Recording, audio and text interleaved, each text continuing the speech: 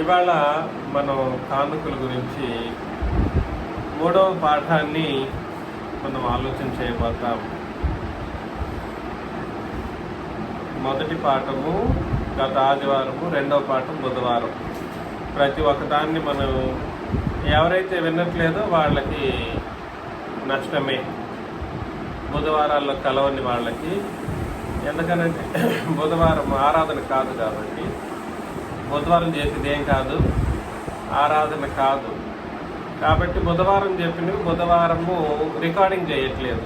వచ్చే వాళ్ళకి మాత్రమే అది, బుధవారం వచ్చే వాళ్ళకి అది బెనిఫిట్గా ఉండాలని.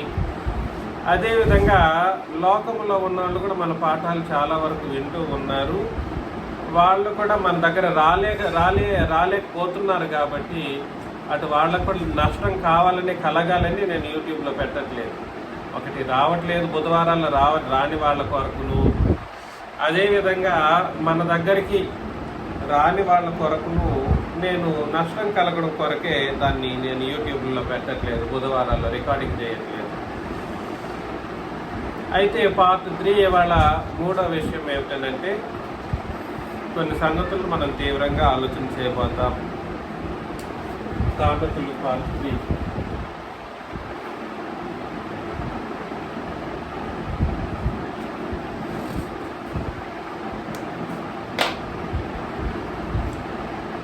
మనకందరికీ తెలిసిందే.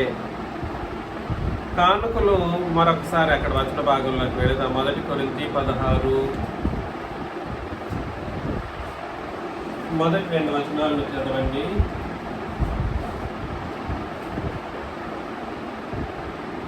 పరిశుద్ధుల కొరకైన కానుక విషయమైతే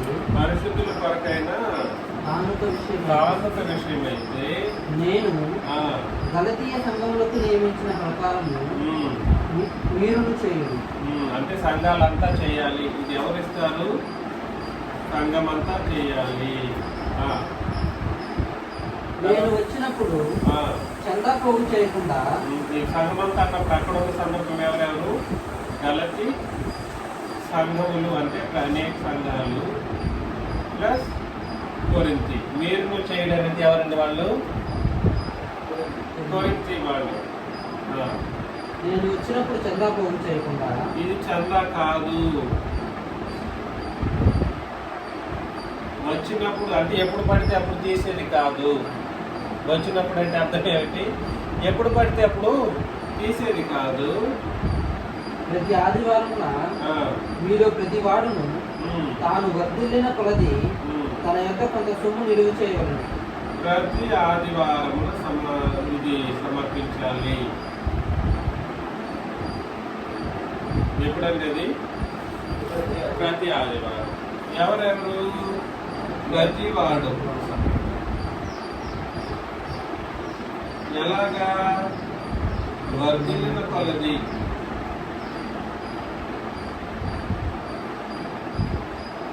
ఎలాగా?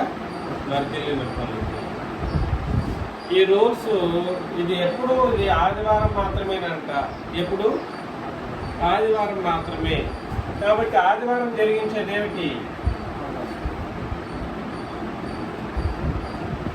ఆదివారం మాత్రమే జరిగించేది ఏమిటి? ఆరాధన. ఈ ఆరాధన ఎవరెవరికి చేస్తారు? దేవునికి ప్రభు అయిన క్రీస్తు, తండ్రికి కుమారుడు క్రీస్తుకు.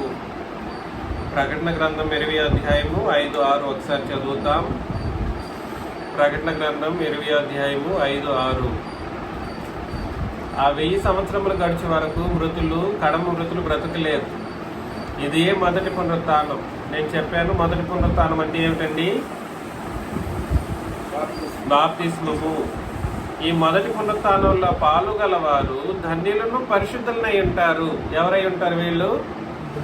ధన్యులను పరిశుద్ధులనై ఉంటారు. ఇట్టి వారి మీద 2వ మరణమునకు అధికారం లేదు. వీళ్ళకి ఏం లేదు అంటే నరకము వీళ్ళకి లేదు. నరకం వీళ్ళ మీద ఎటువంటి అధికారం చేయలేదు. వీరు దేవునికి క్రీస్తుకును యాజకులై క్రీస్తుతో కూడా వీరు దేవునికి క్రీస్తుకుని యాజకులై క్రీస్తుతో కూడా 1000 సంవత్సరముల రాజ్యం చేస్తారు. ఇది ఎక్కడ జరిగించే కార్యక్రమము? పరలోకంలో జరుగుతా.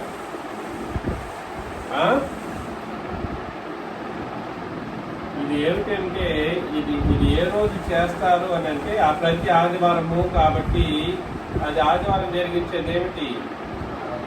ఆరాధన. ఈ ఆరాధన అనేది ఎవరెవరికి చేయాలి? దేవునికి అన్నాడు,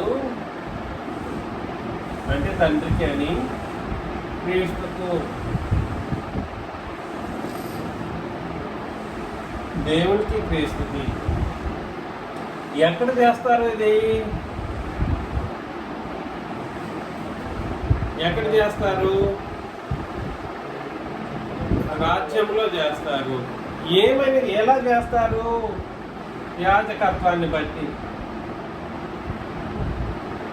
యాజకత్వము అన్నా ఆరాధన అన్నా ఒకటే. సంఘం విషయానికి వచ్చినప్పుడు యాజకత్వం వేరు, యాజకత్వం వేరు, ఆరాధన వేరు కాదు.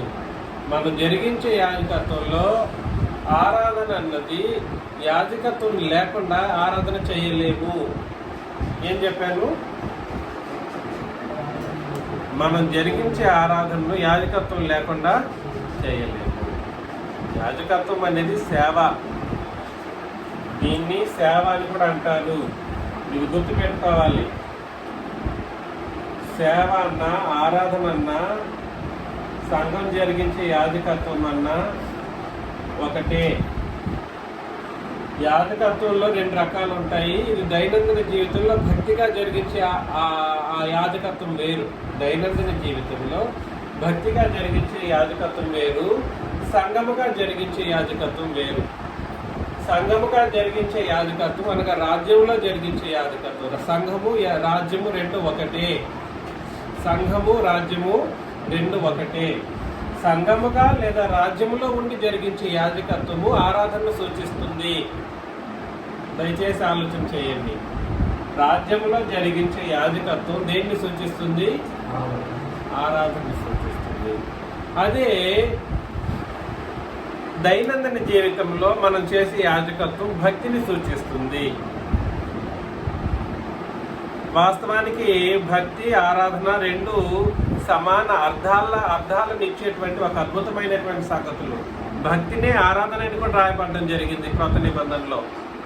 ప్రత్యేకించి దాన్ని మనం ఆలోచన చేస్తాం. భక్తిని ఏమని కూడా రాశాడు అని అంటే ఆరాధన. కాకపోతే అది ఎక్కడికి మాత్రం పరిమితమై ఉంటుంది అని అంటే సంఘానికి లేదా రాజ్యానికి పరిమితమైన కార్యక్రమంగా దాన్ని గుర్తించాలి. సంఘానికి లేదా మనం ఈరోజు సంఘంగా కూర్చుంటున్నాం. మనం కూర్చుంటున్నటువంటి ఈ సంఘంలో మనం భక్తిగానే వచ్చి కూర్చున్నాం. దీన్నే ఏమంటారంటే ఆదివారం దినాన్ని మనం కూడుకుని ఉన్నాము. దీన్ని ఏమంటారంటే ఆరాధన అని అంటారు. మనం కూడుకోకుండా మనం జీవితంలో మన ఇళ్లలో కూర్చుంటున్నప్పుడు మనం యాజకత్వం చేయటం కొరకు పాటలు పాడటమో లేదా మోకరించి ప్రార్థన చేయటమో లేదా వాక్య పఠనం చేసి మన భక్తిని పెంచుకోవటము లాంటి కార్యక్రమాలు జరిగించినప్పుడు అది ఆరాధన కాదు. అది భక్తిగా అభివర్ణించబడుతుంది. అది కూడా ఏమిటి అనంటే అది కూడా ఏమిటి? యాజక ధర్మము. అది కూడా యాజక ధర్మమే. కాబట్టి దైనందిన జరిగించే యాజక ధర్మాలు వేరు, ఆదివారం మాత్రమే జరిగించే యాజక ధర్మము వేరు. దైనందిన జీవితంలో జరిగించేది భక్తి అయితే ఆదివారాన రాసుకోండి, ఆదివారమున జరిగించే యాజకత్వము సంఘముగా, ఆదివారమున సంఘముగా జరిగించే యాజకత్వము ఆరాధనను సూచిస్తుంది.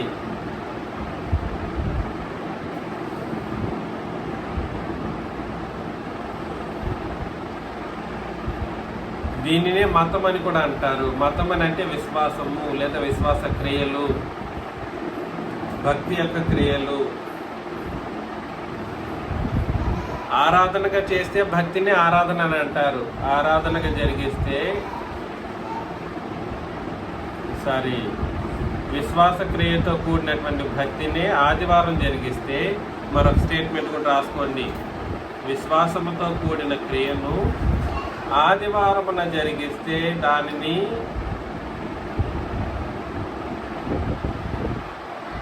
ఆరాధన అని అంటారు.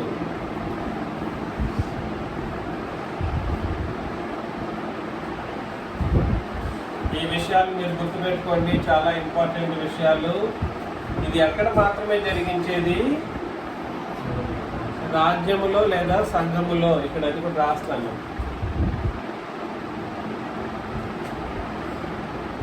సంఘము లేదా రాజ్యం. ఇక్కడ కాదు, సంఘము లేదా రాజ్యం రెండు ఒకటి, వేరు వేరు కాదు. ఈ కానుకలు సమర్పించేది వర్ధిల్లిన కొలది ఇచ్చేటువంటి ఒక కార్యక్రమం ఏదైతే ఉందో అది ఎవరి యొక్క భక్తి యొక్క పరిమాణాన్ని, విశ్వాస పరిమాణాన్ని సూచిస్తుంది. దేన్ని సూచిస్తుంది? కానుకలు వర్ధిల్లిన కొలది వేస్తారు చూడండి, లేదా స్థాయికి మించి కూడా వేస్తారు చూడండి.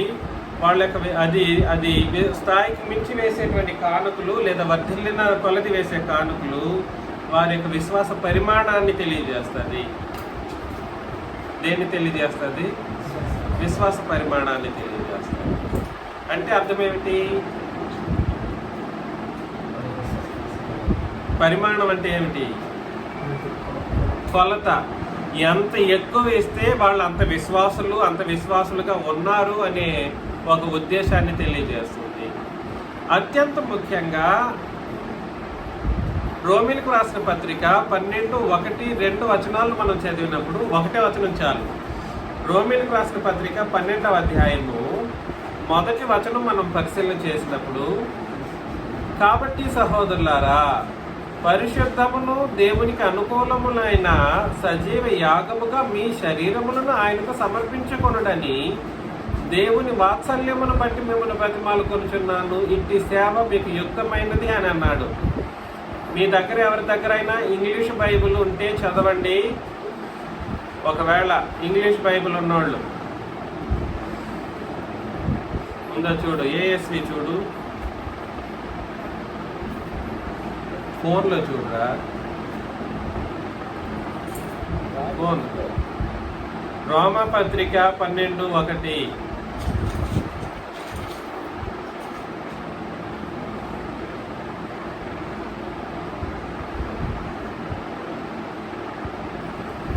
నేను ఇంతకు ముందు కూడా సరే ఆరాధన గురించి మొదటి కొన్ని రోజుల్లో ఆరాధన గురించి, క్రొత్త నిబంధన ఆరాధన గురించి నేను ఉపయోగించిన పదజాలం, క్రొత్త నిబంధన ఆరాధనలో గ్రీకులో ఏమని రాశారో తెలియజేసింది. ఎవరికైనా గుర్తుందో లేదో?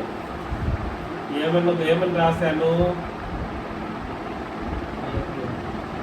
లేట్రియా అనేటువంటి ఒక పదజాలాన్ని ఉపయోగించాను. దీని అర్థం ఏమిటంటే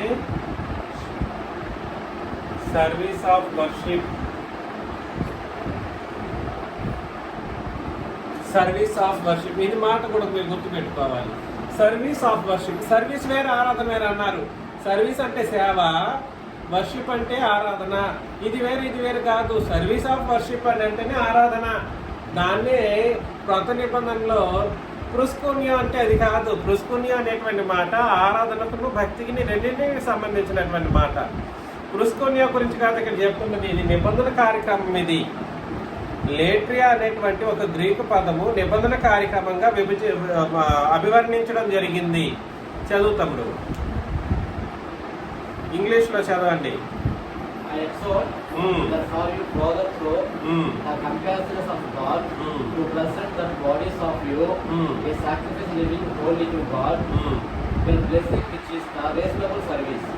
Which is reasonable service to the God, service of worship అని చెప్పినటువంటి పరిస్థితుల్లో మీరు ఏఎస్వి చదవాలి. చాలా ప్రామాణికమైనది. ఏఎస్వి చాలా ప్రామాణికం, అమెరికన్ స్టాండర్డ్ వర్జన్. దాంట్లో ఏమని ఉంటుందనంటే వర్షిప్, యాక్సెప్టబుల్ వర్షిప్ అనేటువంటి ఒక పదజాలం, హోలీ వర్షిప్ అనేటువంటి ఒక పదజాలం అక్కడ ఉపయోగించడం జరిగింది. సేవనే అక్కడ ఇది మీకు యుక్తమైనది, ఇట్టి సేవ మీకు యుక్తమైనది అని అన్నాడు. అంటే అర్థం ఏమిటంటే ఇట్టి ఆరాధన మీరు యుక్తమైన ఆరాధనగా చేయాలి. దేవునికి అనుకూలమైనటువంటి ఆరాధనను ఇలా చేయాలి అని అన్నాడు. దేవునికి అనుకూలమైనటువంటి యుక్తమైనటువంటి ఆయన కోరినటువంటి ఆరాధన. అర్థమవుతుంది నేను చెప్పేది? నేను దయచేసి ఈ విషయాన్ని మీరు మనసులో పెట్టుకోవాలి. ఇక్కడ అత్యంత ముఖ్యంగా మనం గుర్తించవలసిన విషయం ఏమిటంటే, పరిశుద్ధమును దేవునికి అనుకూలమునైన సజీవ యాగముగా మీ శరీరములను ఆయనకు సమర్పించుకొనుడి. సమర్పించుకోవడం అనేటువంటి మాట అర్పించేటువంటి ఒక మాట. సమర్పించడం అనేది దేనికి సంబంధించింది అని అంటే, అర్పించడం. దేన్ని అర్పించాలంట? సజీవ యాగముగా మీ శరీరములను ఆయనకు సమర్పించుకొనుడని దేవుని వాత్సల్యమును బట్టి మిమ్మల్ని బ్రతిమాలుకొనుచున్నాను అని అన్నాడు. ఆరాధన చేసేవాళ్ళు ఎందుకు కానుకలు సమర్పించాలి? చాలా మంది పరిశుద్ధుల అక్కర కొరకు, పరిశుద్ధుల అక్కర కొరకు, పరిశుద్ధుల అక్కర అంటే బోధకులని, నేను పరిశుద్ధుల అక్కర అంటే కొన్ని సందర్భాల్లో విశ్వాసులని చెప్పినప్పటికీ కూడా సరే, అసలు ఎందుకు అది? మీ దృక్పథం ఏమైనా ఉండాలి. నేను ఉపయోగించుకోవాలనే ఉద్దేశంతో ఇస్తున్నారా? అట్లా కాదు. నేను ఉపయోగించుకోవాలి, పరిశుద్ధులు అక్కర ఆ ఉద్దేశమే రాకూడదు మీకు ఇచ్చే వాళ్ళకి. సంఘంలో కానుకలు ఇచ్చేటప్పుడు పరిశుద్ధుల అక్కర కొరకనే ఆలోచన రాకూడదు. కానుకల విషయానికి వస్తే అది ఎవరికి సమర్పిస్తున్నారని అర్థం అని అంటే, తండ్రైన దేవునికి, ప్రభు అయిన క్రీస్తుకి. అర్థమవుతుంది ఏమని ఉద్దేశంతో ఇవ్వాలి కానుకలు అనే విషయాన్ని ఇక్కడ తెలియజేస్తున్నాడు. అంటే పరిశుద్ధమును దేవునికి అనుకూలమునైన సజీవ యాగముగా మీ శరీరములను ఆయనకు సమర్పించుకొనుడి అంటే అర్థం ఏమిటో ఇక్కడ చెబుతూ ఉన్నాడు. ఆరాధన గురించి మనం పరిశీలన చేసినప్పుడు ఫిలిప్పీ పత్రిక 3:3లో కూడా సరే, ఫిలిప్పీ 3:3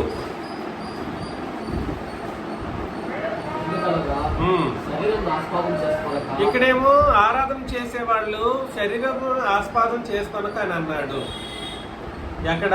ఫిలిప్పీ 3:3లోనేమో శరీరమును ఏం చేయకూడదు, ఆస్పాదం చేసుకొనకండా అని అన్నాడు. ఆరాధించే వాళ్ళు ఎలా ఆరాధన చేయాలి? దేవుని ఆత్మ వలన ఆరాధన చేయాలని అన్నాడు.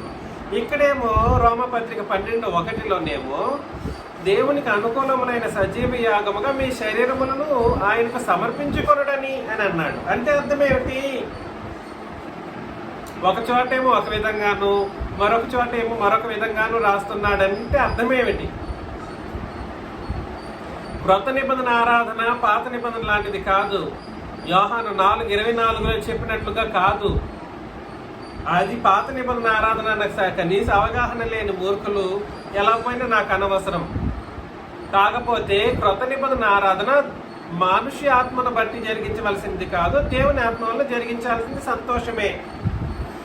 అయితే ఫిలిప్పీ 3:3లో దేవుని ఆత్మ వలన ఈరోజు క్రొత్త నిబంధన ఆరాధన జరిగించాల్సినటువంటి పరిస్థితి ఉన్నప్పుడు శరీరమును ఆస్పాదం చేసుకోవద్దని చెప్పేశాడు.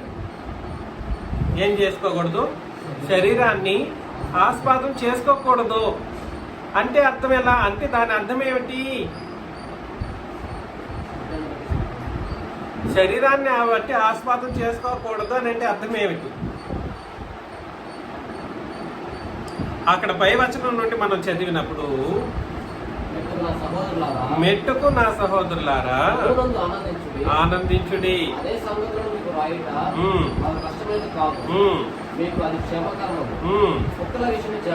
కుక్కల విషయంలో జాగ్రత్తగా ఉండండి, దుష్టులైన పనివారి విషయంలో జాగ్రత్తగా ఉండండి, ఈ ఛేదనను ఆచరించేవారు. ఛేదన అని అంటే సున్నతి గురించి మాట్లాడుతూ ఉన్నాడు. వారి విషయమే జాగ్రత్తగా ఉండండి. ఎందుకనగా కాబట్టి ఛేదనము అనేటువంటి మాటను ఉపయోగించి మాట్లాడుతున్న సందర్భం ఆరాధన చేసేవాళ్ళు ఆ ధర్మశాస్త్రాన్ని బట్టి చేయకూడదనంట. మరి దేన్ని బట్టి చేయాలి? దేవుని ఆత్మను బట్టి మనం ఆరాధన చేయాలి. అంటే అర్థం ఏమిటనంటే ఒక్క ధర్మశాస్త్రం అనేదే కాదు, ఈ శరీర సంబంధం ధర్మశాస్త్రం అన్నప్పుడే మనం ఇంకొక మాట కూడా ఆలోచన చేయాలి, పాపము లేని స్థితి. ధర్మశాస్త్రం లేకపోతే పాపం కూడా ఉండదు. ధర్మశాస్త్రం వలన పాపం అపరిమితముగా విస్తరించిందే కానీ అది ధర్మశాస్త్రం పాపాన్ని కంట్రోల్లో పెట్టలేకపోయింది. అయితే ఇక్కడ నేనేం చెప్పడానికి ప్రయత్నం చేస్తున్నానంటే శరీరమును ఆస్పాదం చేసుకొనకంటే అర్థం ఏమిటంటే ఒక సున్నతి అనేదే కాకుండా పాపము లేని స్థితిలో మన శరీరాలను పెట్టుకొని, ఎలాగా పాపము లేని స్థితిలో మన శరీరములను పెట్టుకొని దేవుని ఆత్మ వలన మనం ఏం చేయాలి, ఆరాధన చేయాలి అన్న ఉద్దేశాన్ని అక్కడ మాట్లాడుతున్నాడు. రెండు ఇక్కడేమో 12వ అధ్యాయం 1వ వచనంలోనేమో రోమిలకు రాసిన పత్రికలో దేవునికి అనుకూలమునైన సజీవ యాగముగా మీ శరీరములను ఆయనకు సమర్పించుకొనుడి. సజీవ యాగముగా శరీరాలని అంటే అర్థం ఏమిటి, తీసుకెళ్ళి ఈ సజీవ శరీరాన్ని తీసుకెళ్ళి అర్పించేసేయాలా సమర్పించుకోవడం అని అంటే అట్లని కాదు. ఈ శరీరాన్ని లేదా ఈ దేహానికి ఒక విలువ ఉంది. దేహానికి ఏముంది, విలువ ఉంది. దేహానికి ఏముంది, మనకందరికి తెలిసిన వచనమే. 1 కొరింథీ 6:20లో 1 కొరింథీ 6వ అధ్యాయం 20వ వచనం, విలువ పెట్టి కొనబడిన వారు గనుక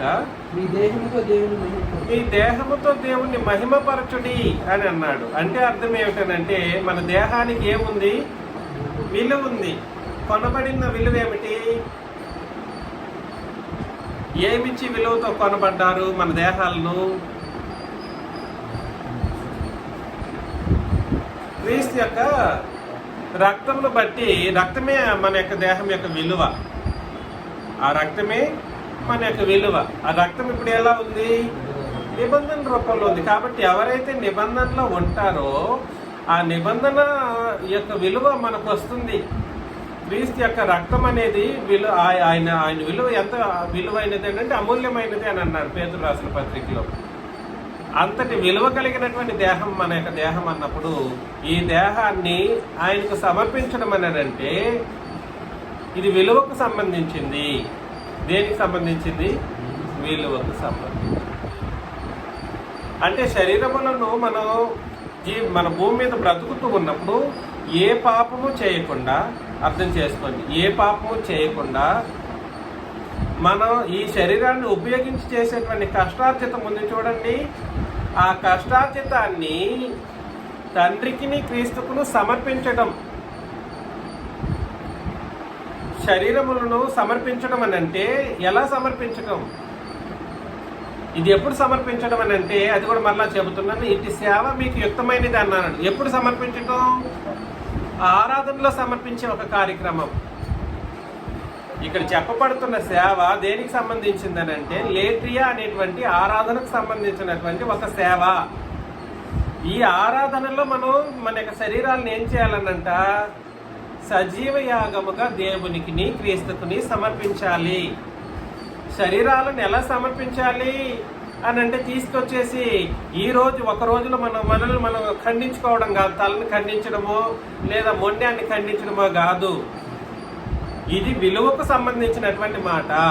అంటే అర్థం ఏమిటన్నారంటే మనం ఎంతైతే మన జీవితంలో మనం పాపము లేకుండా, ఎలాగా పాపము లేకుండా అంటే శరీరాన్ని దేవుని కొరకు మనం సమర్పించుకున్నాం కాబట్టి పాపము లేకుండా మన యొక్క కష్టార్జితం ఎంతైతే సంపాదించామో దాన్ని తీసుకొచ్చేసి మనం తండ్రికి క్రీస్తుకును కానుకల రూపంలో సమర్పిస్తాం చూడండి. ఆరాధనలో కండిషన్ అది. ఆ అర్పించడం ఏమవుతుందని అంటే సజీవ యాగముగా మీరు దేవునికి సమర్పించుకున్నారు. అందులో 2 కార్యక్రమాలు దాగి ఉన్నాయి. ఒకటేమో పాపము లేని స్థితి, రెండేమో నీ కష్టార్జితం. ఒకటేమో రాసుకోవచ్చు, మీ శరీరములను ఆయనకు సమర్పించుకోవడం అనగా ఏమిటి, శరీరములను ఆయనకు సమర్పించడం అంటే అర్థం ఏమిటి అని అంటే గత ఆదివారం నుండి ఈ ఆదివారం వరకు పాపము లేకుండా బ్రతకటం. అలా బ్రతుకుతూ మనం చేసిన కష్టార్జితాన్ని ఆరాధనలో అర్పించటం. కాబట్టి కానుక అంటే నిర్వచనం ఏమిటో రాసుకోవచ్చు. ఇప్పుడు కానుక అనగా అర్థం ఏమిటి లేదా నిర్వచనం ఏమిటి? అర్థం కాదు, నిర్వచనం ఏమిటనంటే ప్రతి ఆదివారమున, ఎప్పుడు? ప్రతి ఆదివారమున ఆరాధనలో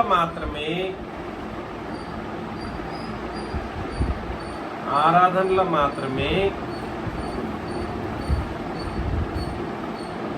మన శరీరము ద్వారా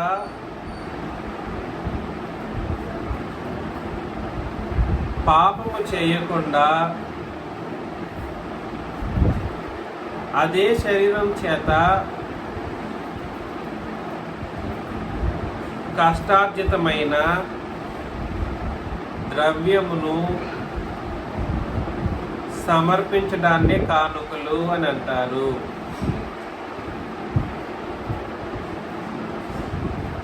ఇది తీసుకొచ్చేటప్పుడు దీనిని భక్తి భావనతో తీసుకురావాలి.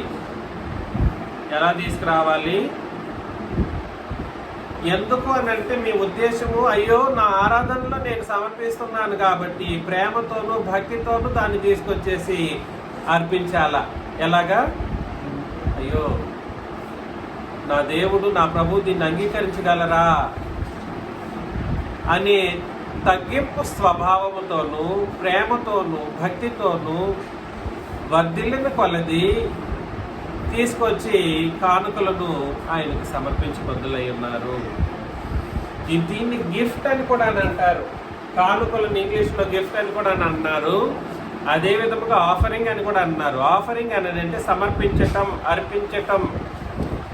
అర్పించడం అనే మాట ఎవడికి పడితే వాడు అర్పించడంగా ఉద్దేశించబడింది కాదు.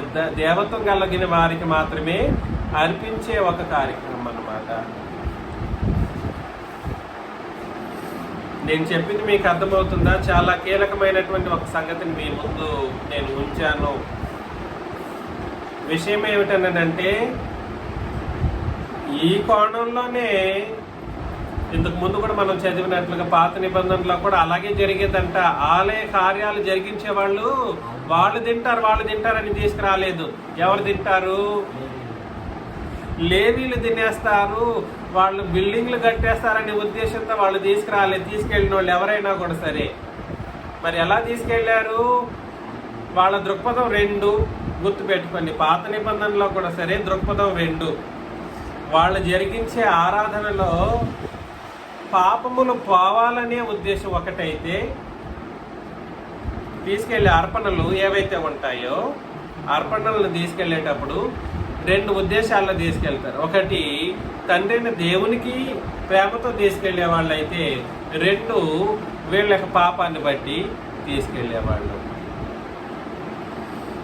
వాళ్ళ ఉద్దేశం ఏమిగా ఉండదు అని అంటే, ఏమిగా ఉండదు, లేవీలు తినేస్తారు, వాళ్ళ కడుపులు నింపుకుంటారనే ఉద్దేశం ఉండేది కాదు. అర్థమవుతుందా? కానీ లేవీలు వాళ్ళు ఎప్పుడు వీళ్ళ ఉద్దేశం, తీసుకునే వాళ్ళ ఉద్దేశం ఏమిటి? వీళ్ళు తింటామా, వాళ్ళు ఎప్పుడు తీసుకొస్తారా, మనం పెట్టుకుందాం, మనం తిందామా, మన కుటుంబం బ్రతుకుతుందా అనే ఉద్దేశాన్ని మనం గత వారం కూడా ఆలోచన చేసాం. ఒకసారి వెళదాం. కొరింథీయులకు రాసిన మొదటి పత్రిక 9వ అధ్యాయంలో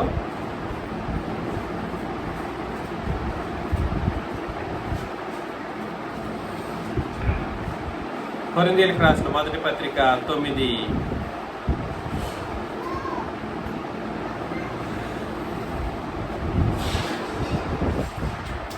10 నుండి కూడా కాదు, చదువుతాం. మరి కళ్ళము త్రొక్కుచున్న ఎద్దు మూతికి చిక్కము పెట్టవద్దని మోషే ధర్మశాస్త్రంలో రాయబడి ఉన్నది. దేవుడు ఎడ్ల కొరకు విచారించుచున్నాడా, కేవలం మన కొరకు దీన్ని చెప్పుచున్నాడా? అవును, మన కొరకే కదా ఈ మాట రాయబడిను. ఏలయనగా దున్నవాడు ఆశతో దున్నవలెను, కళ్ళెము త్రొక్కించేవాడు పంటలో పాలు పొందునను ఆశతో త్రొక్కింపవలెను. మీ కొరకు ఆత్మ సంబంధమైనవి మేము విత్తి ఉండగా మీ వలన శరీర సంబంధమైన ఫలములు కోసుకునేట గొప్ప కార్యమా? ఇది శరీర సంబంధమైన ఫలంగా అభివర్ణించడం జరిగింది. కాకపోతే ఇది ఎటువంటిది? పాపము లేనిది, నీతిగా కష్టార్జితంతో కూడినది, నీతిగా కష్టార్జితంతో కూడినది. అది ద్రవ్య రూపంలో మీరు తీసుకొచ్చి వేసేటువంటి ఒక కార్యక్రమం. ఇతరులకు మీ పైన ఈ అధికారంలో పాలు కలిగిన ఎడల మాకు ఎక్కువ కలదు కదా, అయితే మేము ఈ అధికారంను వినియోగించుకోలేదు. క్రీస్తు సువార్తకు ఏ అభ్యంతరమైనను కలుగజేయకుండాటకై అన్నిటినీ సహించుకొంచున్నాం. ఆలయ కృత్యములు జరిగించువారు ఆలయము వలన జీవము చేయుచున్నారనియు, బలిపీఠమునొద్ద కనిపెట్టుకొని ఉండువారు బలిపీఠముతో పాలివారై ఉన్నారని మీరు ఎరుగరా. వీళ్ళు ఏం చేస్తారంట? కనిపెడుతూ ఉంటారంట. అబ్బా ఎప్పుడు తీసుకొస్తారు? తీసుకొచ్చే వాళ్ళ యొక్క బుద్ధి వేరు, ఆలోచనలు వేరు. ఏమిటి వాళ్ళ ఆలోచనలు? నా పాపాలు పోవాలి. అర్పణలు తీసుకొచ్చేవాళ్ళు పాపముల నిమిత్తమే తీసుకొచ్చేవాళ్ళు. పాత నిబంధనలో గుర్తుపెట్టుకోండి. శుద్ధీకరణ కొరకు తీసుకొచ్చేవాళ్ళు, పాప శుద్ధీకరణ కొరకు వాళ్ళ అర్పణలు తీసుకొచ్చేవాళ్ళు. అది దేవుని కొరకని తీసుకొచ్చేవాళ్ళు. అయితే వీళ్ళు ఎదురు చూసి అర్పించే వాళ్ళు ఎట్లాగ ఉంటారంట? దాన్ని ఎప్పుడు తీసుకొస్తారా, మేము దేవునికి ఎప్పుడు సమర్పించిపోతామా, దాన్ని మేము వాడుకుంటామా అనే ఆలోచన వీళ్ళు కనిపెట్టుకొని ఉంటారన్నమాట. బలిపీఠంతో పాలివారై ఉన్నారని మీరు ఎరుగరా. అలాగున సువార్త ప్రచురించేవారు సువార్త వల్ల జీవింపవలనని ప్రభువు నియమించి ఉన్నాడు అని అన్నాడు అన్నమాట. కాబట్టి కానుకలు అన్నది ఎవరి కొరకు సమర్పించాలి? మీరు తీసుకొచ్చేవాళ్ళు. నేనైనా దేవునికి అర్పించేటప్పుడు నా ఉద్దేశము, మీ అందరి ఉద్దేశం ఏమని ఉండాలని అంటే, దేవునికిని క్రీస్తుకును ఆరాధన చేస్తూ ఉన్నప్పుడు ప్రేమతోనూ, ఎలాగా ప్రేమతోనూ సంతోషంగాను తీసుకొచ్చి సమర్పించేటువంటి ఆలోచన ఉండాలి. ప్రతి వారు అలాగే రావాలి. కానుకలు తెచ్చేవాళ్ళు ఎలా తీసుకురావాలి? నన్ను ఇక్కడ మీరు ఆలోచనలోనే పెట్టుకోకూడదు. చిన్నరాజు అనే ఉపదేశకుడిని లేదా బోధకుడిని ఇక్కడ మీరు గుర్తే పెట్టుకోకూడదు కానుకలు సమర్పించేటప్పుడు. లేదా అలా కాదు. అది దేవునికి ఇష్టంగా ఉంటుందా? గత ఆదివారం నుండి ఈ ఆదివారం వరకు ఈ ధనం, నేను తెస్తున్నటువంటి ధనం కష్టార్జితమైనదేనా? కొంతమంది ఇల్లీగల్గా సంపాదించి ఉంటారు. ఇల్లీగల్గా సంపాదించి దాన్ని తీసుకొచ్చేసి ఇదిగో దేవునికి 1,00,000 రూపాయలు వేసాడు అనుకోండి, అది అంగీకరించబడదు. ఎలా అంగీకరించబడదు? అది అనుకూలమైనటువంటి అర్పణగా అంగీకరించబడదు. అందుకని శరీరమును సమర్పించుకోవడం అని అంటే అర్థం అది. శరీరాలను తీసుకొచ్చి సజీవ యాగముగా మీ ఆరాధనలో సమర్పించాలి. ఎలాగా? మీ శరీరాలను ఆరాధనలో సజీవ యాగముగా సమర్పించడం అని అంటే చనిపోవడం కాదు ఇక్కడ చెప్తున్నది. నువ్వు నీ శరీరం ద్వారా కష్టపడినటువంటి కష్టాన్ని పాపము లేని స్థితిలో ఉంచుకొని నీ కష్టార్జితాన్ని తీసుకొచ్చేసి ఏం చేయాలి? కానుకలుగా అర్పించే ఒక కార్యక్రమం గురించి ఇక్కడ మాట్లాడుతున్నాడు బ్రహ్మపత్రిక 12:1. అయితే తీసుకునే వాళ్ళు దాన్ని దేవుడు ప్రభు అని వాళ్ళు తీసుకుంటున్నప్పుడు వారు ఇరువురు తీసుకుంటారు. ఆరాధన కార్యక్రమం ఇరువురికి. ఎక్కడ జరిగిస్తారు? రాజ్యంలో జరిగిస్తారు ఈ కార్యక్రమం. రాజ్యంలో జరిగించేటప్పుడు ఆ రాజ్యం ఇద్దరిది. ఎవరిది? ఎఫెసీ 5:5లో,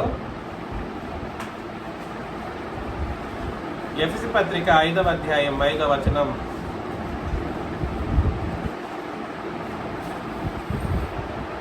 వ్యభిచారి అయినను, అపవిత్రుడైనను, విగ్రహారాధికుడైనను, విగ్రహారాధికుడై ఉన్న లోపి అయినను, క్రీస్తు యొక్కయు దేవుని యొక్కయు రాజ్యమునకు. ఎవరి యొక్క రాజ్యం అది?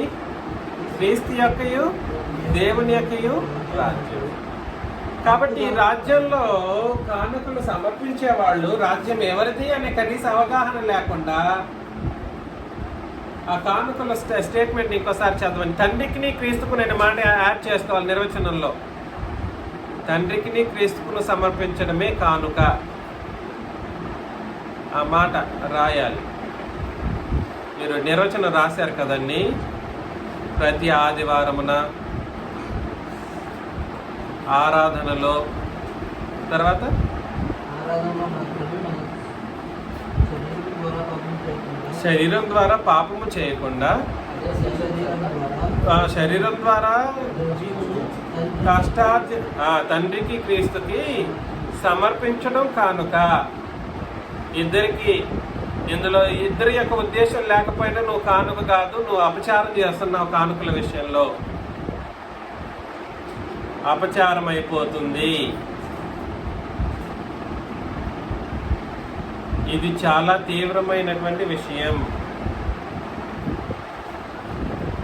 తిమోతికి రాసిన మొదటి పత్రికలో 5వ అధ్యాయము 17 నుండి 19 వచనాలు మనం చదివినప్పుడు, తిమోతికి రాసిన మొదటి పత్రిక 5:17 నుండి 19 వచనాలను చదివినప్పుడు, బాగుగా పాలన చేయు పెద్దలను అని అన్నాడు. బాగుగా పాలన చేయు పెద్దలు. పెద్దలంటే 70 పైబడా? పెద్దలంటే ఎవరు? 70 పైబడి ఉన్న పెద్దల? అట్లా కాదు. ఇక్కడ మర్యాదాస్ గారు, శేషు గారు, బెంజమిన్ గారు వీళ్ళు కాదు పెద్దలని అంటే. ఇక్కడ సంఘానికి వచ్చినప్పుడు ముందు పెద్దలని అంటే అర్థం ఏమిటంటే గౌరవింపదగిన వారు. అది గుర్తుపెట్టుకోండి.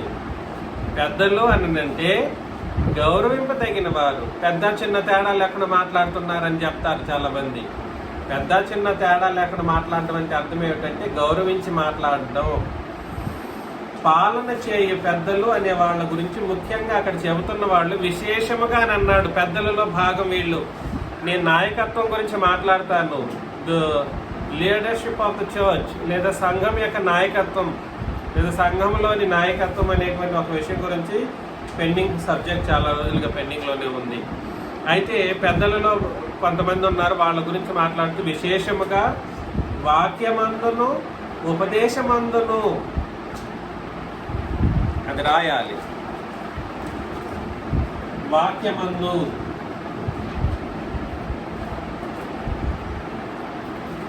ఉపదేశమందు.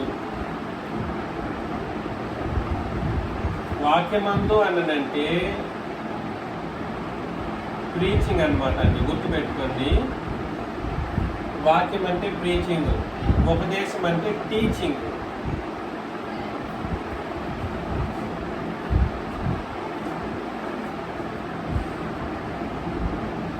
వాక్యమందు అంటే ప్రీచింగ్, ఉపదేశమందు అంటే టీచింగ్. వీళ్ళు కూడా పెద్దల క్రిందకే వస్తారు. సంఘ పెద్ద అనుకుంటూ అధ్యక్ష పదవి ఉంది, అది కూడా పెద్ద కిందకే వస్తుంది. సంఘాన్ని అధ్యక్ష పదవి అంటే సంఘంలో పెద్దలు అనేటువంటి వాళ్ళు కొంతమంది ఉంటారు. అధ్యక్ష పదవిని కలిగి ఉండే పెద్దలు వేరు, ఉపదేశించే వాళ్ళు, అదేవిధంగా సంఘాన్ని నడిపే నాయకులు వేరు. ఈ విషయం మీరు గుర్తించాలి. పెద్ద అన్నప్పుడు ఒకటే ఆలోచనకి వెళ్ళిపోతుంటారు. ఎవరు? సంఘ పెద్ద అంటే. సంఘ పెద్ద అని అంటే ఒకటే ఆలోచనకి వెళ్ళకూడదు. పెద్దలలో రకాలు ఉన్నారు. ఇది నాయకత్వాన్ని సూచించే ఒక పద్ధతి. నేను మరలా మాట్లాడతాను. మీరు కానీ హెబ్రీ పత్రిక 13వ అధ్యాయం 16లో చెప్పబడిన నాయకులు కూడా ఈ పెద్దల క్రిందకే వస్తారు. ఇక్కడ చెబుతున్న సందర్భాన్ని ఒకసారి పరిశీలన చేస్తాం. బాగుగా పాలన చేయి పెద్దలను, విశేషముగా వాక్యమందును ఉపదేశమందును ప్రయాసపడు వారిని రెట్టింపు సన్మానమునకు పాత్రులుగా ఎంచవలెను అని అన్నాడు. ఎలాగా? రెట్టింపు సన్మానమునకు పాత్రులుగా ఎంచవలెను. ముందు దృక్పథం మారాలి. ఎవరి పట్ల? మీకు ప్రీచింగ్ చేసి టీచింగ్ చేసి. ప్రీచింగ్ ఎప్పుడు? ఆదివారాల్లో ప్రీచింగ్ చేస్తాను. టీచింగ్ ఎప్పుడు చేస్తాను? ఆదివారం తర్వాత దినాలలో మీకు టీచ్ చేస్తాను. తరగతులు అనే మాట ఉపయోగిస్తూ ఉంటాను. ఏంటిది? తరగతులు. Full day Bible class, Wednesday Bible class, ఈ తరగతులలో తగినట్లుగా ప్రశ్నోత్తరాలు కూడా ఉంటాయి. అది కూడా తరగతుల భాగమే. ప్రశ్నోత్తరాలు అనేది కూడా తరగతుల భాగమే. మీరు ఎంతవరకు అది మనసులో పెట్టుకుంటారనేది నాకు తెలియాల్సినటువంటి అవసరత ఉంది. ఈ విధముగా పాలన చేసేటువంటి వారు ఎవరైతే ఉన్నారో వాళ్ళు అంటే ఉపదేశకుడిని లేదా బోధకుడిని. టీచింగ్ ఏమని అంటారంటే బోధ అని అంటారు. ఉపదేశకుడు, బోధకుడు, వీళ్ళని మీరు చూసినప్పుడు మీ దృక్పథం ఎలా ఉండాలి? ఎలా ఉండాలి ఏంటండి? రెట్టింపు సన్మానం. బోధకుడిని పట్టుకునేసి నువ్వు, బోధకుడిని పట్టుకునేసి నువ్వు అని అనడం, అదేవిధంగా ఇష్టం వచ్చినట్లు మాట్లాడడం చేయకూడదు. ఒక గౌరవప్రదంగా వాళ్ళని చూడాల్సినటువంటి పరిస్థితులు ఉన్నాయి. ముఖ్యంగా రెట్టింపు సన్మానం అంటే అక్కడ కింద వచనంలో మాట్లాడుతున్నాడు 18లో. ఇందుకు నూర్చెడి ఎద్దు మూతికి చిక్కము పెట్టవద్దని లేఖనం చెప్పుచున్నది, మరియు పనివాడు తన జీతములకు పాత్రుడు.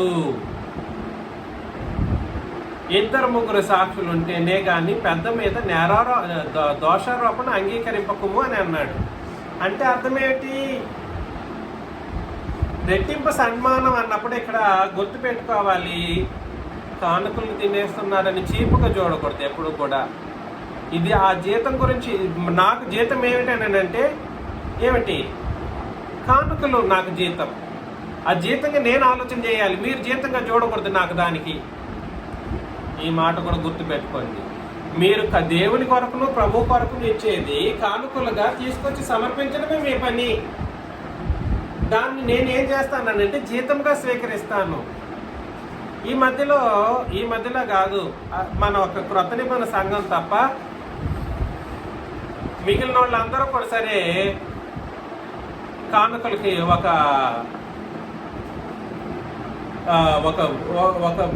మెంబర్షిప్ని ఒక అతన్ని రెడీ చేసి పెట్టుంటారు. ఆ కానుకల్ని అతను ఏం చేస్తాడంటే కౌంట్ చేసి ఇంత అమౌంట్ అని రాస్తాడు. అందులో రాసి దాన్ని ఏం చేస్తారనంటే అదే నెలకు ఎంత కానుకలు, ఎవరికి కానుకల్లో నుండి వచ్చిన అమౌంట్ని తీసుకెళ్ళి నెలకి 5,000 మా బోధకుడికి ఇస్తాము.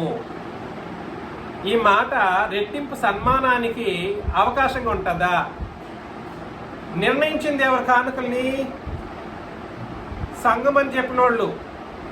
ఇక్కడ ఈ సందర్భంలో ఇంత ఇవ్వాలని నిర్ణయించింది ఎవరు? సంఘం. సంఘం కాదనుకోండి, వాళ్ళు నిర్ణయించి ఇదిగో నీకు ఎంత ఇస్తామని చెప్పేసి వీళ్ళు జీతం ఇస్తారన్నమాట. అది పద్ధతి కాదు. అదేమి కాదు. ఇంత ఇస్తే తీసుకునేది రెట్టింపు సన్మానంగా ఉంటుందా? ఏమిది నీకు రెట్టింపు సన్మానం? దాని మీద నీకు అధికారం లేదు. ఉపదేశించేవానికి అధికారం, సర్వాధికారం. చదివామా పోయిన వారము? ఆదివారం అదే కదా ఆలోచన చేసింది. కానుకల మీద సర్వాధికారం ఎవరికి ఉంది? సంఘానికి కాదు, ఉపదేశకుడికి ఉంది. ఇచ్చేవాళ్ళు తీసుకునే ఆ కానుకలు తీసుకుంటున్నప్పుడు ఆ రెట్టింపు సన్మానంగా ఆలోచన చేయాల్సినటువంటి పరిస్థితి ఉంది. తినేస్తున్నాడు, పోతున్నాడు, అయిపోతుంది అన్నట్లు కాదు ఇది ఆలోచన చేయాల్సింది. నా ఉద్దేశం ఏమిటనంటే ఇక్కడ చెప్పింది పనివాడు జీతమునకు పాత్రుడు. మీకు ప్రీచింగ్ అంటే ప్రీచింగ్ చేసి, టీచింగ్ అంటే టీచింగ్ చేసి, అన్ని విధాలుగా మిమ్మల్ని ఆత్మ సంబంధంగా ఎదిగేలా చేసి పరలోకానికి నడిపిస్తున్న నన్ను రెట్టింపు సన్మానం అనేది ఏ విషయంలో అంటే ముఖ్యంగా కానుకల విషయంలో మాట్లాడటం మనం అర్థం చేసుకోవాలి. ఏ విషయంలో? కానుకల విషయంలో. నూర్చెడు ఎద్దు మూతికి చిక్కము వేయవద్దు. ఎద్దు అంటారా ఇంకేమంటారో కూడా తెలియదు, కానీ ఎంత కష్టాల్లో మీరు చూసినా మీరు అర్థం చేసుకోలేరేమో. నిద్రాహారాలు లేకుండా అంత కష్టపడి దేవుని యొక్క పనిని చేస్తూ ఉన్నప్పుడు ఆ మూతికి చిక్కం పెట్టడం మహాపాపం. ఆలోచన చేసుకోండి. నూర్చెడు ఎద్దు మూతికి చిక్కం పెట్టవద్దు అనేది మా ఎద్దు గురించి కాదు అక్కడ చెప్తున్నది. పెట్టకూడదు అనేది ఎద్దు గురించి కాదు అక్కడ చెప్తున్నది. అది చాలా పెద్ద తప్పు. మరియు పనివాడు తన జీతమునకు పాత్రుడు, 2-3 సాక్షులు ఉంటేనే కానీ పెద్ద మీద నేరారోపణ అంగీకరింపకము అని అన్నాడు అనమాట. పనివాడు తన జీతమునకు పాత్రుడు. పని చేసేవాడు నేను, దాన్ని జీతంలాగా తీసుకోవాల్సినటువంటి బాధ్యత కూడా ఎవరికి? నాకే ఉంటుంది. ఇచ్చేటటువంటి ఆలోచన గురించి కాదు ఇక్కడ చెబుతున్నది. పొందుకునేటువంటి వ్యక్తి గురించి మాట్లాడుతూ ఉన్నాడు, పెద్ద గురించి మాట్లాడుతూ ఉన్నాడు. పెద్ద యొక్క ఆలోచన ఎలా ఉండాలి? నేను పడుతున్న కష్టానికి నిజముగా నేను తీసుకోవాల్సినటువంటి పరిస్థితులు ఉన్నప్పుడు మీ ఆలోచన ఎలా ఉండాలి? రెట్టింపు సన్మానంగా అది ఆయనే తీసుకోవాలి అనే ఆలోచన చాలా గౌరవప్రదంగా మీకు ఉండాలి. గౌరవప్రదంగా ఉండాలి. దయచేసి జరిగిపోయినటువంటి తప్పులను ఏమైనా ఒకవేళ ఈ విషయంలో మనం తప్పులు చేసి ఉన్నట్లయితే ఇంకా నేను ఎప్పుడూ ఎవరి గురించి తప్పుడు ఆలోచనలు పెట్టుకోలేదు. అందరినీ నేను క్షమించి ప్రేమతోనే నేను యథావిధిగా ఉంటూ ఉన్నాను. కానుకల విషయంలో కూడా సరే మీ దృక్పథం మార్చుకోవాల్సినటువంటి పరిస్థితులు ఉంది. కానుకల విషయంలో మీ దృక్పథాలు మారాలి. దయచేసి ఆలోచన చేయండి. కానుకలేనా? కానుకల విషయంలో కూడా సరే కానుకల్లో ఈ విధంగా రెట్టింపు సన్మానంతో తండ్రికి క్రీస్తుకి తీసుకొచ్చి ఇస్తూ ఉన్నప్పుడు, నేను తీసుకుంటున్నప్పుడు మీరు మీ యొక్క దృక్పథం రెట్టింపు సన్మానంగా ఉండాలి. దాన్ని నేను జీతంగా తీసుకోవాల్సినటువంటి పరిస్థితులు ఉంది. కానీ చందా అనే ఒక విషయం ఉంది చూడండి. చందా అనేది ఎప్పుడైనా ఇవ్వచ్చు, ఎవరైనా ఇవ్వచ్చు. ప్రతివాడు ఇవ్వాలనే రూల్ లేదు. ఆదివారమే అనే ఆలోచన కూడా లేదు. ఆనాడు 1వ శతాబ్దపు కాలంలోని సంఘం వాళ్ళు ఏం చేశారో ఒకసారి చదువుతాం. చందా విషయంలో అపోస్తల కార్యములు 4:29 నుండి, ప్రభువా, ఈ సమయమునందు వారి బెదిరింపులు చూచి రోగులను స్వస్థపరచుటకును నీ పరిశుద్ధ సేవకుడైన యేసు నామము ద్వారా సూచక క్రియలను మహత్కార్యములను చేయుటకును నీ చెయ్యి చాచి ఉండగా నీ దాసులు బహుధైర్యముగా నీ వాక్యమును బోధించినట్లు అనుగ్రహింపము. ఎవరు బోధిస్తారు? దాసులు బహుధైర్యముగా బోధించినట్లు అనుగ్రహించుము. వారు ప్రార్థన చేయగానే వారు కూడి ఉన్న చోటు కంపించెను. అప్పుడు వారందరూ పరిశుద్ధాత్మతో నిండిన వారై దేవుని వాక్యమును ధైర్యముగా బోధించిరి. విశ్వసించిన వారందరూ ఏక హృదయమును ఏక ఆత్మయు గలవారై ఉండిరి. ఎవడను తనకు కలిగిన వాటిలో ఏది తనదని అనుకొనలేదు. వారికి కలిగినదంతయు వారికి సమష్టిగా ఉండెను. ఎలాగా? విశ్వసించిన వారందరూ అంటే సంఘం ఏక హృదయం ఏక ఆత్మ కలిగిన వారై ఉన్నారు. ముందు ఏం కలిశాయి? హృదయాలు. ఏకాత్మ, పరిశుద్ధాత్మ, ఏకాత్మ. అది మన యొక్క ఆత్మ కూడా, మన శరీర సంబంధమైన మన ఆత్మ కూడా సరే ఏకంగా అయిపోయింది. అంటే వేరుపాట్లు లేవు. ఎవడను తనకు కలిగిన వాటిలో ఏదియు తనదని అనుకోలేదు. కుదురుతుందా ఈ మాట? ఎవడను తనకు కలిగిన వాటిలో ఏదియో తనదని అనుకొనలేదు. కుదురుతుందా ఇప్పుడున్న పరిస్థితులను బట్టి? అబ్బా, అది చాలా కష్టం అవుతుంది. డబ్బులు ఉన్నోళ్ళు లేదా బంగారు లేదా ఇంకేదైనా ఉన్నోళ్ళకి ఎట్లుంటుంది ఈ మాట? బాధగా ఉంటుంది. నాకు ఇంత ఆస్తి ఉంటే అందరికీ సమానం అనేటట్లుగా అన్ని అనిపించే అవకాశాలు ఉంటాయనంటే అది 1వ శతాబ్ద సంఘం యొక్క గొప్పతనం. తనకు కలిగిన వాటిలో ఏదియో తనదని అనుకొనలేదు. వారికి కలిగినదంతయు వారు ఏం చేశారు? వారికి సమిష్టిగా ఉండేను. సమిష్టిగా అంటే అర్థం ఏమిటి? నేను వస్తున్నానే నేరుగా విమలక్క వాళ్ళ ఇంటికి వెళ్తాను, వాళ్ళ ఇంటికి వెళ్ళేసి ఇంకా నాది ఇది ఒకటి అన్నట్టుగా అయిపోతుంది.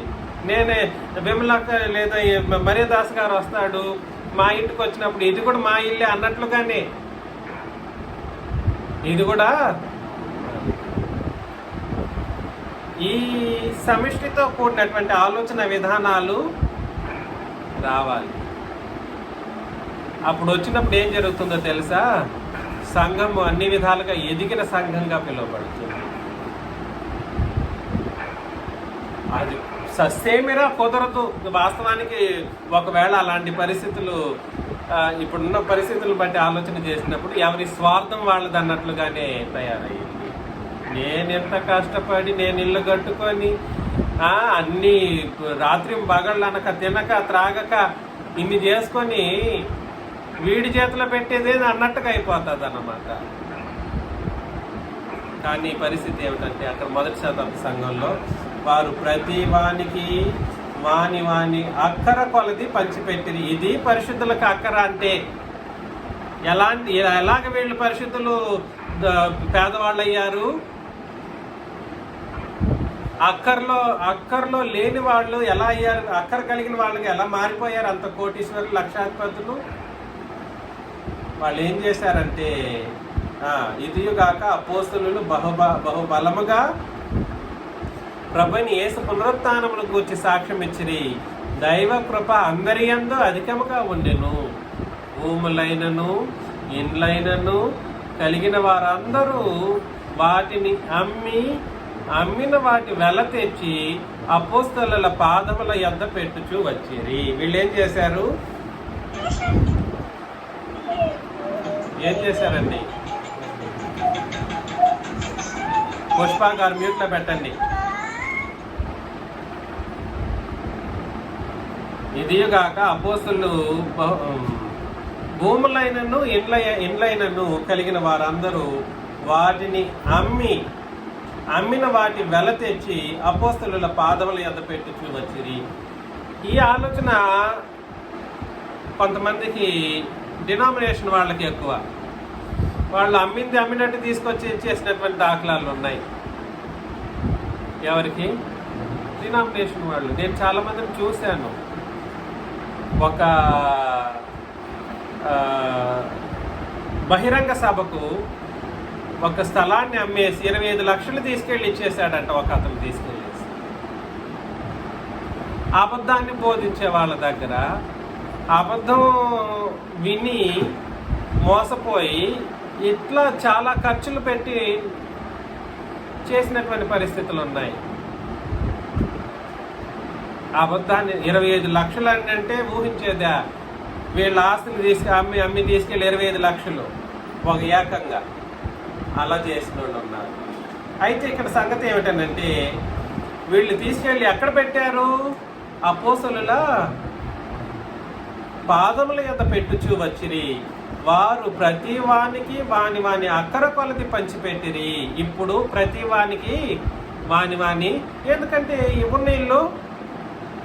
ఉన్న వీళ్ళు ఏం చేశారు? అమ్మేశారు. దేవుని పని అయితే ముమ్మరంగా జరుగుతూ ఉంది.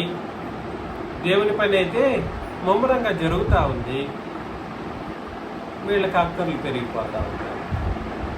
ఏం చేయాలి? అపోస్తలులు అప్పుడు పంచిపెట్టడం అనే ఒక కార్యక్రమం. ఇది చందా. అర్థమవుతుందా? వారిలో ఎవరికి కొదవ లేకుండా చూసుకున్నది ఎవరు? అపోస్తలులే. ఇది కూడా ఇష్యూగా మారింది లేండి. మాకు అది లేదు ఇది లేదు అనేవాళ్ళు మేము తీసుకొచ్చి ఇచ్చి పెడితే ఇది లేకుండా చేస్తారు అది లేకుండా చేస్తారని సణుకులు గొణుకులు ప్రారంభమయ్యాయి తర్వాత. అయితే సంగతి మనం చదువుతాం. కుప్రలో పుట్టిన లేవీడగు యోసేపు అని ఒకడు నేను ఇతనికి అపోస్తలులు హెచ్చరిక పుత్రుడని అర్థమిచ్చు బర్నబాను పేరు పెట్టి ఉన్నది. ఇతడు భూమి గలవాడై ఉండి దానిని అమ్మి దాని వెల తెచ్చి అపోస్తలుల పాదముల యొద్ద పెట్టాను. నువ్వు కానుకలు తీసుకొచ్చి పెట్టినా చందా తీసుకొచ్చి పెట్టినా ఎవరి దగ్గరికి తీసుకురావాలి? ముందు ఉపదేశించి మిమ్మల్ని ఆత్మ సంబంధంగా కాపాడుతూ నడిపించే బోధకుడి దగ్గరికి తీసుకురావాలి. బోధకుడు ఎట్లా ఉండాలి? దాన్ని న్యాయబద్ధంగా, నాకు కూడా దాని మీద రెస్పాన్సిబిలిటీ సరైన విధానంలో ఉండాలి. నిజముగా ఎవరు ఏ స్థితిలో ఉన్నారో గుర్తించి వాళ్ళకి తగినటువంటి విధానాల్లో ఏం చేయాలని అంటే, ఎవరి యొక్క అక్కరలను వాళ్ళకి తీర్చేటట్లుగా నేను కూడా వ్యవహరించాలి. అర్థం చేసుకోండి, నేననే కాదు, రేపు పొద్దున ప్రీచర్లు అయ్యేటువంటి వాళ్ళు ఎవరైనా ఉంటే మన వాళ్ళు కూడా సరే అంతే పరిస్థితి. అపోస్తల కార్యములు అది నెక్స్ట్ వచనం కంటిన్యూ చేద్దాం. 5వ అధ్యాయం మొదటి నుండి. అననీయ అను ఒక మనుషుడు తన భార్య అయిన సప్పిరాతో ఏకమై పొలం అమ్మెను. అమ్మేటప్పుడు ఏకమయ్యారా లేదా? ఏకమయ్యారంటే అర్థం ఏమిటి? ఇంతకు అమ్మాలి, ఇంతకు అమ్మాలి అనే నిర్ణయం అప్పుడే జరిగిపోయింది. ఏకమై అంటే అదే అర్థం. భార్య ఎరుకనే వాడు దాని వెలలో కొంత దాచుకొని కొంత తెచ్చి అపోస్తలుల పాదముల ఎదుట పెట్టెను. ఈమెకి తెలీదు. ఏమని? దాచిన విషయం ఎవరికి తెలియదు? సప్పిరాకి తెలియదు. సప్పిరాకి తెలియకుండా వీడేం చేశాడు? కొంత తీసుకున్నాడు, తీసుకెళ్ళి అపోస్తలుల పాదాల దగ్గర పెట్టాడు. నిన్ను అడిగారా? ఇది దేవుడు కోరిందా? అపోస్తలుల దగ్గర తీసుకెళ్ళి పెట్టాలని దేవుడు కోరిందా? ఇది లేదు. ఎవరి వాళ్ళు ఇష్టానుసారంగా తెచ్చారు. అదే చెప్పింది, చందా అని చెప్పింది. చందా అనేది ఎప్పుడు పడితే అప్పుడు తీసుకొచ్చేది, ఎవరి ఇష్టానుసారంగా వాళ్ళు తెచ్చేది. అర్థమవుతుంది నేను చెప్పేది. ఇక్కడ ఏం జరిగింది? భార్య ఎరుకనే వాడు దాని వేళలో కొంత దాచుకొని కొంత తెచ్చి అపోస్తలుల పాదముల యొద్ద పెట్టెను. అప్పుడు పేతురు, అననీయ, నీ భూమి వెలలో కొంత దాచుకొని ఏం చేశారు? కొంత దాచుకొని పరిశుద్ధాత్మను మోసపుచ్చుటకు సాతాను ఎందుకు నీ హృదయమును ప్రేరేపించెను? డబ్బు ఆశ ఉంటే ఎవరైనా సాతాను చేత శోధింపబడతాడు. ఎవరికైతే డబ్బు ఆశలు ఉన్నాయో వాళ్ళు సులభంగా చాలా ప్రాక్సిమిటీలో ఉంటారన్నమాట. అపవాదికి దగ్గరలో ఉంటారు. డబ్బాస్ ఉన్న వాళ్ళకి సాతాను పక్కనే ఉంటాడన్నమాట. ఎట్లాగైనా ఇట్లా స్విఫ్టింగ్ ఆఫ్ టైమింగ్లో ఒక స్విఫ్ట్లోనే మార్చేయగలడు అన్నమాట డబ్బాస్ ఉన్న వాళ్ళని అపవాది. అర్థమవుతుందా? అమ్మింది ఎంత ఇద్దరికి తెలుసు. అమ్మిన దాంట్లో కొంత వీడు దాచాడు, ఆమెకు తెలియదు. దాచింది తెలియదు. అయితే తెలిసింది ఎవరికి? అప్పో పేతురికి తెలుసు. నువ్వు అంతా ఇంతకైనా నువ్వెందుకు దాచుకొని పరిశుద్ధాత్మను మోసపుచ్చుటకు సాతాను ఎందుకు నీ హృదయం ప్రేరేపించను? అది నీ వద్ద ఉన్నప్పుడు నీదే కదా, అంతేనా? అమ్మిన పిమ్మట అది నీ వశమై ఉండలేదా? ఎందుకు ఈ సంగతి నీ హృదయంలో ఉద్దేశించుకొని కొన్నావు? నీవు మనుషులతో కాదు దేవునితోనే అబద్ధమాడితివి అని వాళ్ళతో చెప్పాను. అననీయ ఈ మాటలు వినుచునే పడి ప్రాణం విడవగా వినిన వారికి అందరికీ మిగుల భయము కలిగెను అని అన్నాడు. అంటే అర్థం ఏమిటి? ఇచ్చేది కానుకలనే కాదు, చందా ఇచ్చేటప్పటికైనా నీ దృక్పథం సరైన విధానంలో ఉండాలి. ఇది నువ్వు తెచ్చేదే. దాన్ని తెచ్చేటప్పుడు కూడా సరే ఇంత వెయ్యాలని నిర్ణయించుకున్నప్పుడు అది చందాగా ఇవ్వాలని నిర్ణయించుకున్నప్పుడు అది ఇవ్వకపోతే, ఆ విధానంలో ఇవ్వకపోతే అది అత్యంత నేరం. అర్థమవుతుందా?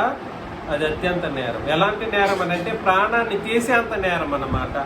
చందా విషయంలోనే అంత కార్యం జరిగిపోతే, ఇది ఎందుకు వీళ్ళు తెచ్చారనంటే దేవుని బోధ అనేకులు ఎందుకు తీసుకెళ్ళడం కొరకు చందా. అర్థమవుతుందా నేను చెప్పేది? పరిశుద్ధాత్మను మోసపుచ్చాడు. 2 దేవుని ముందు ఏం చేశాడు? అబద్ధం ఆడాడు. 2 తప్పులు చేశాడు. అప్పుడు పడిచివారు లేచి వాడిని బట్టతో చుట్టి మోసుకొని పోయి పాతిపెట్టారు. ఇంచుమించు 3 గంటల సేపటికి వాని భార్య జరిగినది ఎరుగక లోపలికి వచ్చింది. వాళ్ళ హస్బెండ్ అప్పుడు తీసుకెళ్ళిపోయేసి పాత పెట్టేశారు. ఈమె తెలియకుండా వచ్చింది. ఇంచుమించు 3 గంటల సేపటికి మన భార్య వచ్చింది. అప్పుడు పేతురు, మీరు ఆ భూమిని ఇంతకే అమ్మితిరా అని నాతో చెప్పమని ఆమెను అడిగాను అని అన్నాడు. ఎంతకి? అతను ఇచ్చింది ఎంత? తగ్గించి ఇచ్చున్నాడు. ఎవరు? అననీయ తగ్గించి ఇచ్చాడు. ముందే ఏకమైన అమౌంట్ ఎంత అని నిర్ణయించుకున్నారు. ఇచ్చింది తగ్గింది. ఆ తగ్గిన అమౌంట్ ఎవరికి తెలుసు? పేతురుకు తెలుసు. పేతురు అననీయ అని అడుగుతున్నప్పుడు, అమ్మా మీరు ఎంతకి అమ్మారా అని అడిగాడు. అప్పుడు ఏం జరిగింది? అప్పుడు పేతురు అవును ఎంతకే అని ఇమీడియట్గా సమాధానం ఇచ్చేసింది. ఎట్లా? నిర్ణయించుకుంది ఒక అమౌంట్ అన్నప్పుడు తగ్గించి ఇచ్చాడు. ఓహో నాకు నా భర్త కొంత పెట్టి కొంత ఇచ్చున్నాడు. ఎలాగా? కొంత పెట్టుకొని కొంతనే ఇచ్చున్నాడు కాబట్టి ఇంతకే అని చెప్పేసి నా భర్త మీద ఏం రాదు, నింద రాదు అనుకొని ఆమె కూడా అవును అంతకే చేసామని చెప్పేసింది. కాకపోతే ఇచ్చిన అమౌంట్ తెలుసా తెలీదా? మొత్తానికి ఇంత నిర్ణయం చేసుకున్న అమౌంట్ ఏకమై పొలం అమ్మిన విషయం అయితే తెలుసు ఆమెకు కూడా ఇంతకని. కానీ ఇక్కడ అమౌంట్ తప్పుగా చెప్పినప్పుడు ఆ అమౌంటే కరెక్ట్ అన్నట్లు ఈమె కూడా చెప్పింది, ఏకీభవించింది. కాబట్టి ఆమె కూడా ఏమైపోయింది అంటే ఇద్దరి ముందు తప్పు చెప్పింది. 1 పరిశుద్ధాత్మను మోసపుచ్చింది. 2 దేవుని ఎదుట అబద్ధమాడింది. 9 అందుకు పేతురు, ప్రభువు యొక్క ఆత్మను శోధించుటకు మీరెందుకు ఏకీభవించుతారని అడిగాడు. ఎందుకు ఏకీభవించుతారు? ప్రభువు యొక్క ఆత్మను శోధించుటకు. ఈ ప్రభు యొక్క ఆత్మ ఎవరు? యేసుక్రీస్తు. పరిశుద్ధాత్మ కాదు, యేసుక్రీస్తు. పెద్ద అక్షరంలో ఉందా చిన్న అక్షరంలో ఉందా? పెద్ద అక్షరంలో ప్రభు అనే మాట అది అంటే యేసుక్రీస్తు గురించి. యేసుక్రీస్తు ఆత్మరూపంలో ఉన్నారు కాబట్టి ఆ కోణంలోనే అక్కడ ఆలోచన చేయాలి.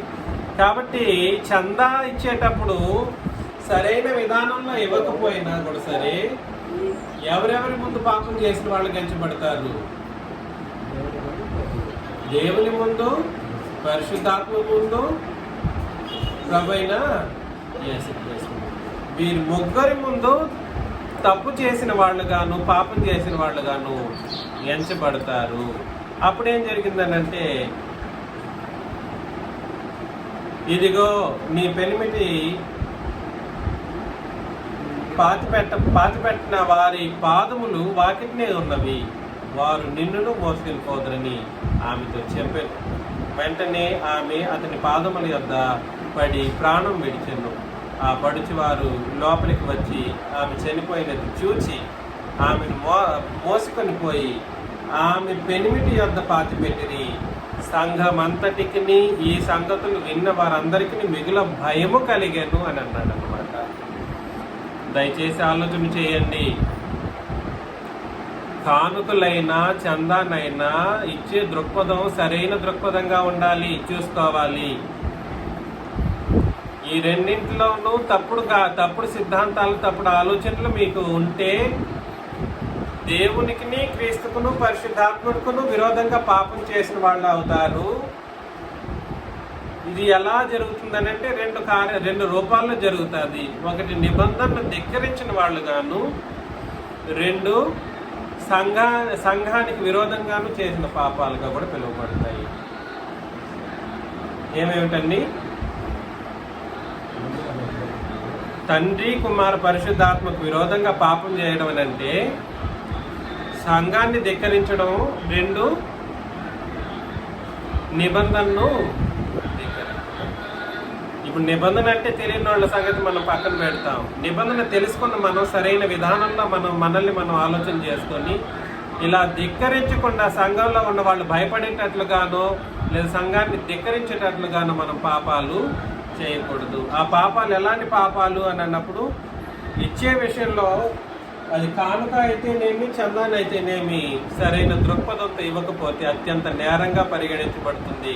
ఈ విషయాన్ని మీరు అందరూ గుర్తుపెట్టుకోవాలని, మరొక సంగతిని వచ్చే ఆదివారం మనం పరిశీలన చేయడానికి ప్రయత్నం చేస్తాం. మీకు అందరికీ